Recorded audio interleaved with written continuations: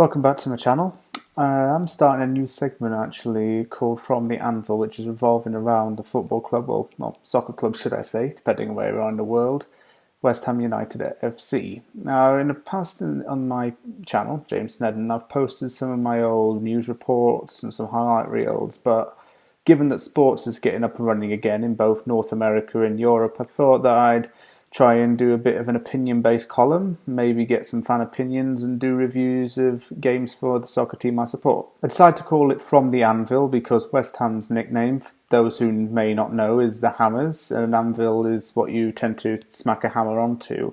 Something a bit original. It doesn't contravene any other names that are already being used for groups or pages, so I decided to go with that, just something quick and simple. But anyway, what the purpose of this new feature on my channel is to respond to fan opinions. What I've been doing is I asked West Ham fans on two different West Ham fan groups on Facebook about recent topics that have been going on around the club. The one I posted on very recently regarded David Moyes' new transfer policy. It's been going on for a week or so now. Reports that Moyes wants to sign young players and a lot of championship talent. What's caused a bit of a split in camp, well, the West Ham fan base that is the decision for Moyes to do so. I'm all for signing young English talent from the Championship as long as you have some experience in the squad and around first team with them to balance the team out. Well, yeah, I would probably agree with that. One thing that Championship players would definitely need is to rely on a bit of the experience with their new clubs to help them either settle in or to improve. It's seen a lot in Premier League over the years, and to balance the team out. So yeah, it's experience based on new blood as well, and I think that's just all part of the growing process. Newcomers to the Premier League and even from lower leagues like the Championship and League One just need time to adapt. Many thought Hilaire was a fantastic signing. To me, he is too static. Regardless of money spent, we need hard workers. There's that saying where they say hard work beats talent when talent doesn't beat hard work. And hard work is something that is never, ever, in my opinion anyway, it's something that's never slated. Good example of a hard-working player, not at West Ham, is Miguel Almiron, who plays for Newcastle. He joined the club for Newcastle for a record fee of, I think it was around 24 million, and for the first 8 to 9 months of his tenure there, he didn't score, didn't provide one assist. A lot of the fans were getting on his case, but one thing that they did notice was that he was always working very hard to get his first goal or just to make a big contribution to the team. And that finally came against Crystal Palace when he scored his first ever goal for Newcastle and finally got that monkey off his back. And the hard work part for that, he's now Newcastle's top goal scorer in all competitions this season. That was before the virus kicked in. As for Haller being too static, I think he needs some more attacking partners. And West Ham do that. Moyes has got that kind of system going where I've noticed things are a bit more free-flowing. So it could be with Hilaire, obviously going up front, having Antonio with him, Bowen, Fornals, and maybe even Yeti. Yeti's not been given really big of a shot, but who knows what he could do. He played against Everton and came on in that game, and I thought he did quite well. He was quite threatening.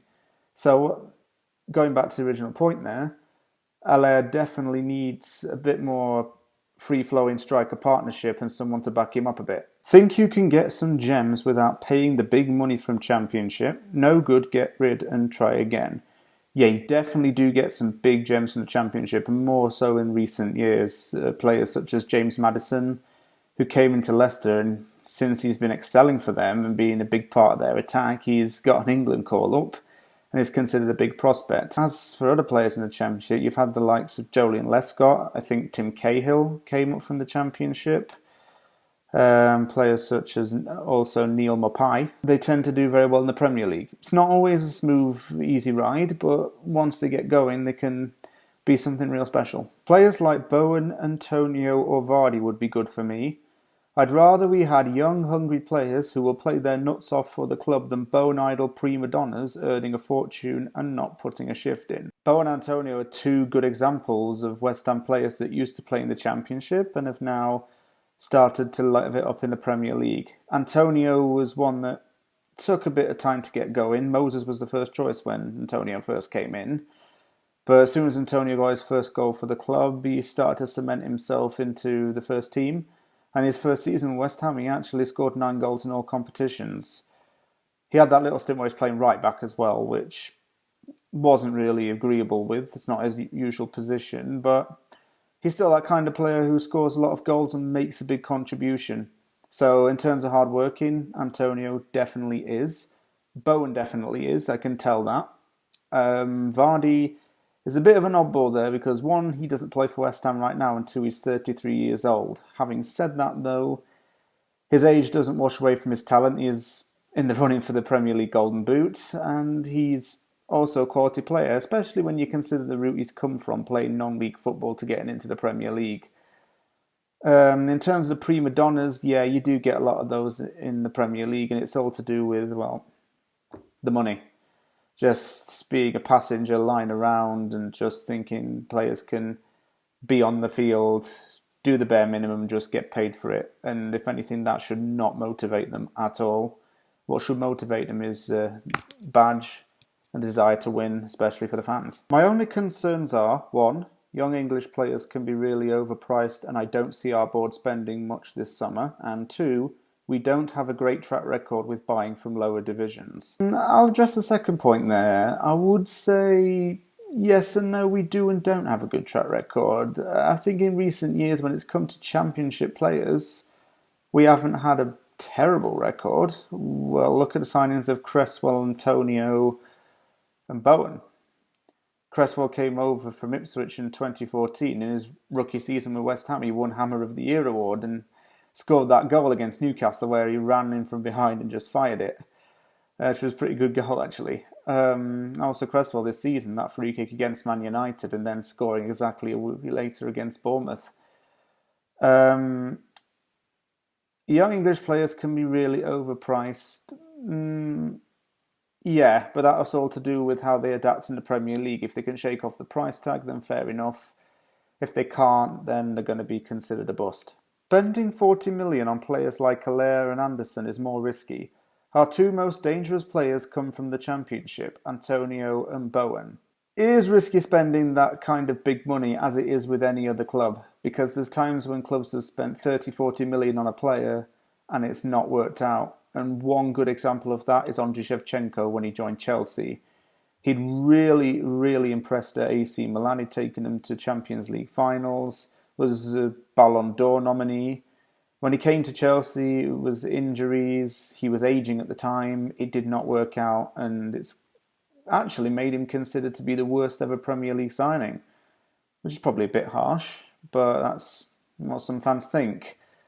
Spending 40 million on players like Hilaire and Anderson, they were what we needed, in all honesty. When Anderson came in, he was seen as finally the replacement for Dimitri Payet, in a way. And Anderson had a few games where he had to get a little bit used to the pace of the English game, given that he played in Italy for 5 years and it's different possessive football style there. But Anderson, I'd say between September and December 2018, he was absolutely quality. The goal against Crystal Palace, where he bent it in and defied the law of physics, to those 2 goals he scored against Southampton. He was absolutely excellent, as was Hilaire when he first joined, but like I mentioned earlier, Hilaire's isolated, and Anderson probably just needs a little less fan pressure and be able to flow freely and in the right position, be it on the wing as a number 10 or in the central midfield. Our two most dangerous players, Antonio and Bowen, will definitely be a great combination because they both have one thing in common: pace. They're both very fast players and very skillful. I think it's about building a solid foundation. You can't just bring in a couple of high-ranked signings and magically be amazing. You have to be a solid team who are hard to beat, then add those elements in time. Has spending crazy money on a few signings worked? Bowen and Antonio came from the Championship and looked decent to me. Might be a good plan. Yeah, totally agree with that statement. I think that one, you can definitely find a lot of good players in the Championship, and two, they're homegrown talents, as David Moyes said. As for crazy money, I wouldn't necessarily say it's crazy money, because it's at the time logical for owners and the two clubs to possibly spend that money, but it's a risk worth taking sometimes. If their players are managed correctly, they can be good. Moyes has got this long-term vision similar to what he had with Everton, and to actually have a West Ham manager that's got a long-term plan and wants to implement it is like once in a blue moon kind of thing, really.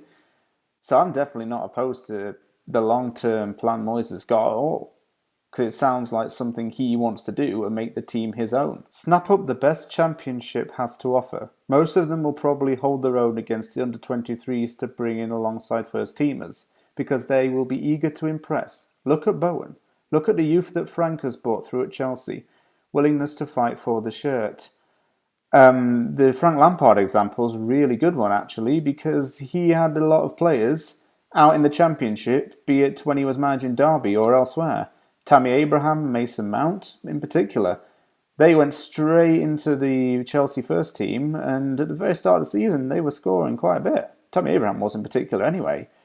But Lampard's using the youth. And not only that, those players were actually developed at Championship clubs first, even though they were contracted to the Premier League. Those players went out on loan to the Championship, got the first team experience, found out what they were actually capable of playing under that kind of pressure, and then tried to do so in the Premier League with successful results. He pretty much has to. He knows he isn't going to be backed by the board financially. I wouldn't be against it, actually. Would fit the West Ham ethos perfectly. Hard-working, passionate players, eager to impress. They'll just have very little chance of progressing to the next level. That doesn't mean to say, actually, that Championship players are usually cheap. Obviously, every transfer window, there's that deflating feeling that our owners are not going to spend the money. And it gets very frustrating for West Ham fans. Not to say they have in the past spent money, but either one, because they were coerced into it, or two, as just a flash reaction. But it's definitely part of the West Ham ethos. Yeah, you're right there, because West Ham's been known for being a working class club from the East End of London, with players who adapt that working class mentality, being industrious, striving for better, and working to provide for the club. And that's exactly what we need. Not a bad idea, and I trust Moyes' judgment. Don't forget Jamie Vardy started low. Jamie Vardy's a real success story in terms of how his career shaped out. Started off playing for Stockbridge Park Steels whilst working in a medical supplies factory. He even had to play with a tag because I think he got into a bit of trouble on a night out. Was given a tag, and at one point he wasn't even allowed to play evening games because he had a curfew at 9 p.m. He's gone from Stockbridge playing Fleetwood, scoring I think it was like 32 goals in 36 games for them, being transferred to Leicester City for £1 million, getting promoted with Leicester, and then winning the Premier League, breaking a Guinness World Record for most consecutive Premier League goals, and now sets to win his first ever Premier League Golden Boot. Jamie Vardy did start off low, and it just shows how something little as that, you never know what could happen in 5 years. You could be playing Premier League football. It's happened with Chris Smalling, it's happened with Ian Wright, and for West Ham, Mikel Antonio. He used to work as a lifeguard whilst he was playing for Tooting and Mitcham, went to Reading, went on loan a few times, then went to Sheffield Wednesday, went to Nottingham Forest, and then came to West Ham. And Antonio was a great success story as well, because he really, really became a dominant threat in the Championship. I think in the 2014-15 season for Forest, he had something like 15 goals in 17 games. And that's an achievement in any league, regardless of whether it's non-league or the Prem or whatever. That's still something to be really proud of. In terms of Moyes' judgment, he's had a lot of time to assess the players, and some of them already know his ideology, and some of them are getting used to his strict hands-on training. What's been good is that he's got the players to train in their full kits to get used to empty stadiums and playing with no fans, as well as getting the players in shape. Hilaire seems to have lost a lot of weight anyway, and seems to be quite a good buzz around the place, which is what you really want. My opinion on the matter is this. I definitely agree with Moyes' transfer policy to sign Championship players, and I think the clubs that he should particularly look at are Brentford, QPR, and if they don't get promoted, Leeds United. Now, signing any players from those clubs in January would have been quite difficult because they were all, I think, quite high up in the table, and because they were doing promotion pushes, they didn't really want to get rid of some of their best. Brentford in particular wouldn't, because they've got some real gems. Saido Berama, I think that's how you pronounce his name, is a big name, as is Ollie Watkins as well. And we have monitored both those players. We monitored the Reading player Danny Loader, who is very good, and Eberechi Eze, who plays for QPR. He's 21-year-old. I think he has 10 goals in 34 games this season. And he's looking very promising. A few Premier League clubs like Liverpool and I think Man United and some big name clubs like that are trying to go in for Eze. And the only decision he's now got to make is where he wants to go in the transfer window. Thanks to everybody who commented on the posts. I picked out, as I said, the best ones and gave my opinions. It's great to see a good diversity of the views. And it's good to see that in sports as well. It's as long as you're giving your view, and difference is what's good about it. Thank you very much for watching. I'll be back next week with another video similar to this. I'll think of the topic as the week pans out, post it on the groups, and then see where it goes. May enjoy the rest of your day. I'll see you all soon.